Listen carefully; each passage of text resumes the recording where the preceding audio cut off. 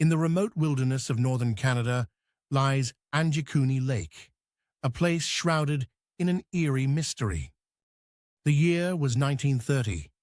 Fur trapper Joe Labelle, a man accustomed to the loneliness of the tundra, sought refuge from the unforgiving cold. He approached a small Inuit village near Angikuni Lake, a familiar settlement, but something felt wrong. His arrival should have been met with the usual bustle of everyday activity.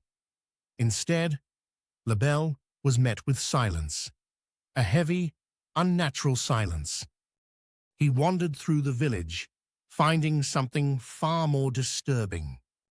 Meals sat half-eaten in homes, fires burned gently in hearths, untended yet strangely alive. It was as if everyone had walked away in the middle of dinner, abandoning not only their belongings but every shred of normality. Labelle, shaken, left the homes and stepped out into the snowy expanse surrounding the village. That was where his horror deepened.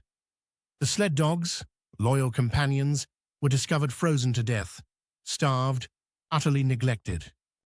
Why had every resident vanished so completely? Why had they left behind their animals? But Labelle wasn't done uncovering strange clues. It was then that he stumbled upon the village cemetery. What he found there was even stranger.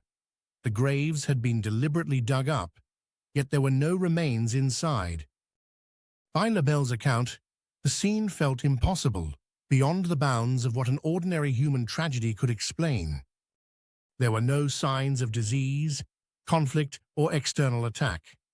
Labelle knew he was looking at something utterly unnatural.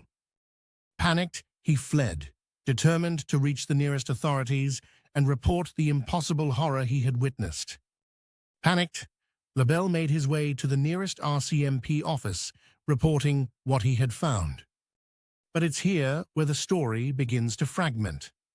According to claims, the RCMP found no evidence to corroborate Labelle's story or denied involvement altogether. Over time, skepticism settled in. Was the disappearance fabricated or exaggerated, a hoax blown out of proportion? But the locals, people closer to the land, stood firm. The details felt anomalous, wrong in ways difficult to explain.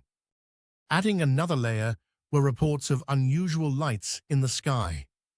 Could the village's evacuation be tied to some strange phenomenon? Nearly a century later, the mystery endures. Fact, fiction, or something else entirely. Angikuni Lake remains a stark reminder of the unexplained, its secrets perhaps still waiting beneath the ice or out among the stars.